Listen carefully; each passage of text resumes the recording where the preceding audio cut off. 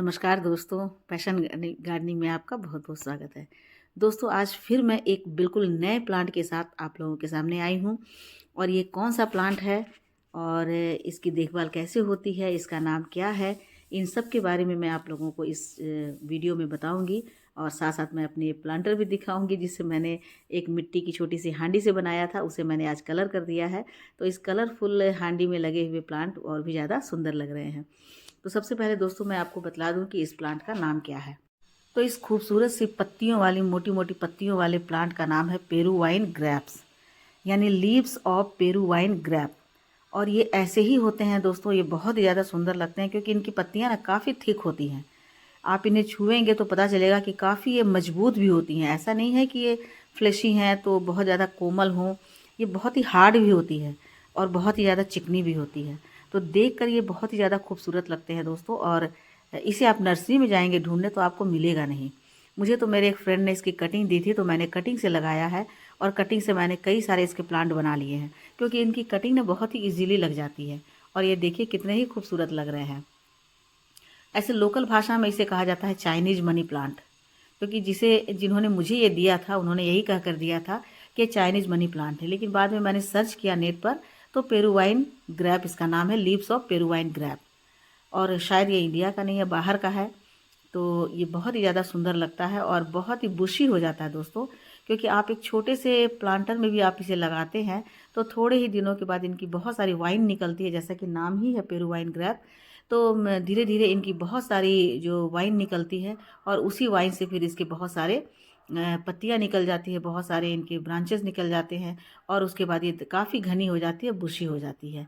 तो ये देखने में बहुत ही ज़्यादा खूबसूरत लगते हैं। तो सबसे पहले बात करो कि इसकी मिट्टी कैसी होनी चाहिए, क्योंकि कोई भी प्लांट तभी सक्सेसफुल होता है जब उनकी मिट्टी उसके अकॉर्डिंग होती है, उसके नेचर के अनुसार होती है। जिस मिट्टी में वो अच्छे से ग्रोथ कर पाते हैं, वैसी मिट्टी यदि उन्हें मिल जाती है तो उनकी ग्रोथ बहुत ही अच्छी होती है। तो मिट्टी के लिए तो पोरस मिट्टी होनी चाहिए, वेल ड्रेन मिट्टी होनी चाहिए, जिसमें थोड़ी सी रेत की मात्रा हो और साथ ही साथ कंपोस्ट हो।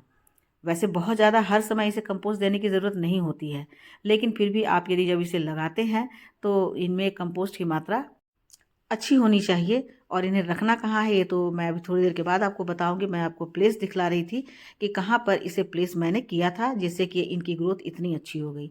तो सबसे पहले मिट्टी जो है 40% मिट्टी, 20% कंपोस्ट, 20% कोकोपीट, या फिर आप इसमें रेत डाल सकते हैं, ताकि थोड़ी सी मॉइस्चर भी बनी रहे। लेकिन बहुत ज़्यादा मॉइस्चर इसमें देने की ज़रूरत नहीं होती है। तो मिट्टी में आप थोड़े से कंपोस्ट मिला करके और साथ ही साथ थोड़ी सी रेत या फिर कोकोपीट मिलाकर डाल देते हैं तो बहुत अच्छे से लग जाती है। और इसे प्रोपोगेट करना तो और भी ज़्यादा आसान है। आप इस तरह से कोई 3 इंच या 4 इंच की कोई भी कटिंग ले लेते हैं और इसे वैसी ही मिट्टी बना करके, वेल ड्रेन मिट्टी बनाकर लगा देते हैं तो बहुत आसानी से ये ग्रोथ कर जाती है। क्योंकि मैं भी जब इसे लाई थी तो मैं एक छोटी सी कटिंग लेकर आई थी और उसी कटिंग से मैंने इसके 3-4 प्लांट बना लिए हैं और सभी वाइन की तरह ग्रिल में चढ़े हुए हैं। देखिए मैंने इसमें वर्मी कंपोस्ट डाल दिया है, जिसमें थोड़ी सी मिट्टी में थोड़ी सी रेत है, वर्मी कंपोस्ट है। और इसे मिला करके मैंने इसमें बहुत ही हल्की मिट्टी बनाकर इसे लगा दिया है। बस आपको इनमें कुछ भी नहीं करना है, ऐसा कि इसमें रूटिंग हार्मोन लगाना है या फिर एलोवेरा लगाना है। ऐसी ऐसी कोई भी काम करने की ज़रूरत नहीं है। बस सिंपल से आप इसकी अच्छी मिट्टी बना करके, वेल ड्रेन मिट्टी बनाकर, और इसे बहुत अच्छे से वहाँ प्लेस कर देना है। अच्छी तरह से मिट्टी को दबा देना है ताकि मिट्टी में इनकी जो स्टेम है वो अच्छी तरह से फिक्स हो जाए। और उसके बाद आपको इन्हें ऐसे एरिया में रख देना, शेडी एरिया में, जहाँ पर कि ब्राइट लाइट तो इन्हें मिलती हो लेकिन डायरेक्ट सनलाइट इन्हें नहीं मिलती हो। उस जगह पर आप इन्हें रख देते हैं तो फिर देखेंगे कि आप 2 से 3 महीने में, थोड़ी सी स्लो ग्रोथ होती है इनकी, 2 से 3 महीने में इनके अंदर से नई नई लीव्स आने लगेगी और उसके बाद इनकी जड़ें भी बन जाएगी। उसके बाद आप चाहे तो इन्हें ऐसी जगह पर रख दें जहाँ इन्हें जैसे ग्रिल वाले स्थान हो, जहाँ पर वाइन की तरह ये चढ़ पाएँ। या फिर यदि आप इन्हें वाइन की तरह नहीं चढ़ाना चाहते हैं तो एक 8 से 10 इंची के पॉट में लगा करके और उसमें एक मॉस स्टिक लगा दें या कोई भी स्टिक लगा दें ताकि उसके सहारे ये खड़ा हो सके। क्योंकि ये वाइन नेचर का होता है तो उसके लिए इन्हें एक सहारे की ज़रूरत होती है। कंपोस्ट में इन्हें फर्टिलाइज़र डालने के लिए आप इन्हें कंपोस्ट डाल सकते हैं, जैसे मैंने अभी आपको दिखलाया। कि वैसे तो मैं अभी इसमें नहीं डालती, क्योंकि अभी इसमें डालने की कोई ज़रूरत भी नहीं है। और देखिए इनका पॉट जो है कितना बड़ा है। मेरा ही हाथ बहुत छोटा है और मेरे एक बित्ते से भी छोटा है। छोटी सी बिल्कुल मटकी है, उसी में मैंने लगाया हुआ है। तो अभी मैं इसमें कंपोस्ट नहीं डालती, लेकिन आपको दिखलाने के लिए मैंने इसमें डाला हुआ है 2 मुट्ठी मैंने इसमें वर्मी कंपोस्ट डाल दिया है, क्योंकि वर्मी कंपोस्ट में ही ये बहुत अच्छे से चलते हैं। यदि वर्मी कंपोस्ट आपके पास नहीं है तो आप काऊ डंग कंपोस्ट डाल सकते हैं। यदि काऊ डंग कंपोस्ट भी नहीं है तो आप लीफ कंपोस्ट भी इसमें डाल सकते हैं। और वैसे यदि ये भी नहीं है तो आप DAP के 4-5 दाने भी इसमें डाल सकते हैं, उससे ये बहुत अच्छा परफॉर्म करेगा। इसमें लिक्विड फर्टिलाइज़र डालने की ज़रूरत नहीं है, लेकिन इसमें नाइट्रोजन रिच फर्टिलाइज़र डालना बहुत ही ज़रूरी है, क्योंकि इसमें पत्ते ही होते हैं। जितने भी लीफी जो प्लांट होते हैं उनके लिए नाइट्रोजन बहुत ही ज़्यादा ज़रूरी होता है।